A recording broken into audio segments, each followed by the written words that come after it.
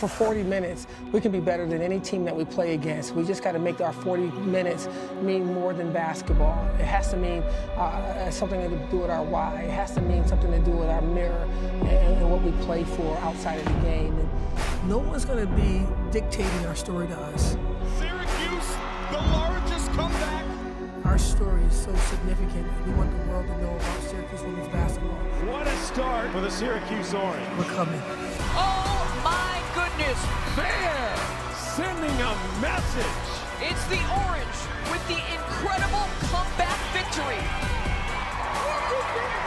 I promise you, great night in the Orange. Syracuse on the proud. 1, 2, 3, Syracuse! I mean, I feel like just listening to a TED Talk. Let's welcome in the reigning ACC Coach of the Year, Felicia Legette-Jack. Coach, this is your actual scheduled appearance. You crashed your set downstairs. We heard that you were maybe going on tour. Is that accurate? No, it's you got not. bars to spit? You're a singer as well? What you just said, that's all I got. Perfect, perfect. Well, thank you for blessing us with your presence. A phenomenal season last year, Coach, but the big difference this year when you look at the roster, and I know how close you were to De'Asia Fair, how would you characterize the feeling of just not seeing her in the locker room? That's going to be tough. You know, she was with me since she was a little girl when no one saw her. And just Rochester and Buffalo said, maybe you can have a scholarship. And she chose us, and she bought in. She did the work. She put her head down and became the third leading scorer in the history of the game, and that's because of her story. And you know, she was important, but also Elena and the young ladies that graduates. They all, my kids, it's just De'Asia was the one that was in the limelight. And so we do it again, and we grow other young ladies to new profound heights, and I'm excited for the challenge. I always thought one of the hardest things was, what are you going to do late shot clock? What are you going to do late game? You didn't have that problem last year. No. You could just give it to Fair. How are you going to go about looking at who's going to get the ball? The team. And I really mean that, and not trying to be silly. I like Sophie Burrows. She can shoot that ball. Georgia Wooley's really great, and Izza didn't play a lot for us last year of Airjao because she was injured. She had some health issues. She's 100% right now, and so I like her doing her thing. And Kyra Wood's going to get the rebound. She showed that time and time again, and so you're going to see a little bit more balanced attack and a little bit more. Oh, you stop De'Asia as NC State did at their home game. You got a chance to win. Now you have to stop the team, and what do you do now? And it's one-on-one. I think that we have a better chance.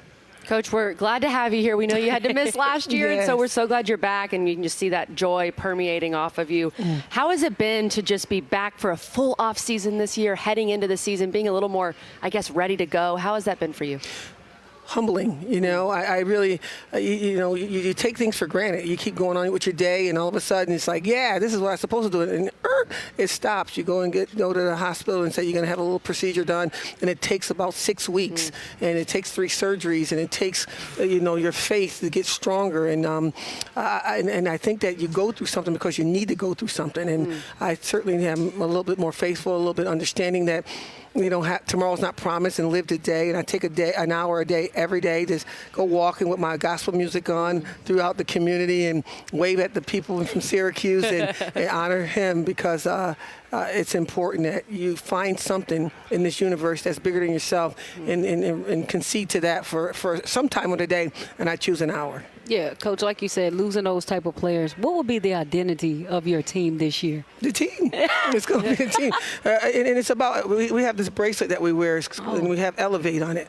And I just want them to elevate. My whole objective is, I don't try to, everybody wants to, when you want to walk up the stairs and all of a sudden you start taking 2, I'm going to take 3, and then I'm going to trip you. Because I'm a competitor.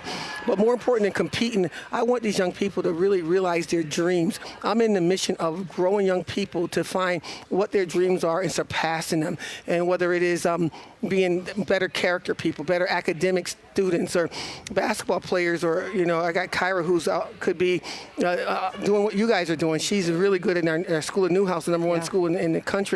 So my whole objective is find out where you are, and let's take you higher. And whatever that looks like for each individual, great. As a team, we want to pursue championships. Why? Because we want to tell our story. Coach, you mentioned Georgia. You have some more Australian pride on the roster of Madeline Potts. What's the story behind getting her to come on board? And did Georgia help with that recruitment process? Well, we got Sophie Burrows is from. Yeah, Yes, and that is so Sophie. you know, I've never been to Australia. You have all these Aussies. And this is my 8th Australia, and I got 2 doctors that's over in Australia right now, Queensland, and the Up sisters, and you got Courtney, you got Stephanie Reed.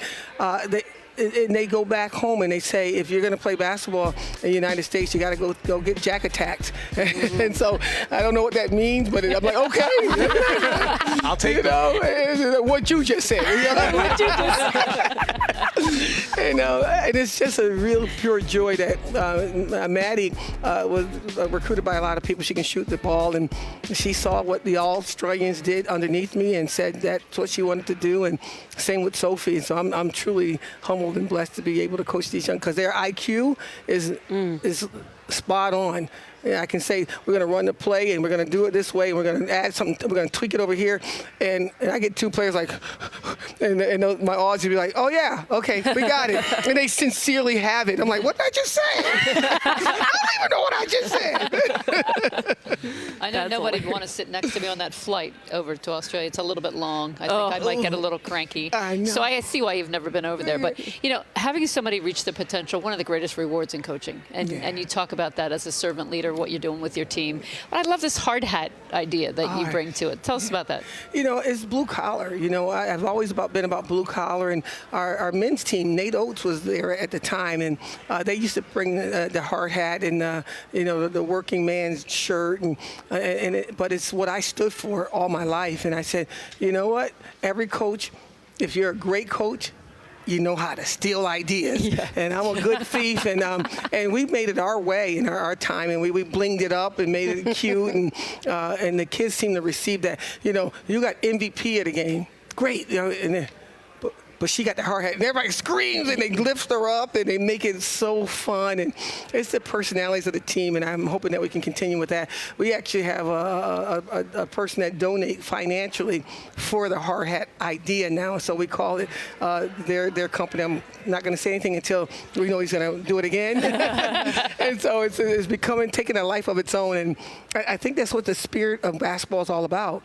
If you're not having fun, 2 semesters long, you got to get out of the business, and it's 37th year right now for me. Yeah. Wow. Coach, I want to talk a little bit more about Kyra and Georgia, who I've seen a few times here, and just glad to see them here. But overall, taking that next step, right? They, at times, 4th quarter, as Coach mentioned, ball's going to DeAsia most of the time, right? So now they have to evolve a little bit their role. How have you worked with them in the off season, and how is that progressing?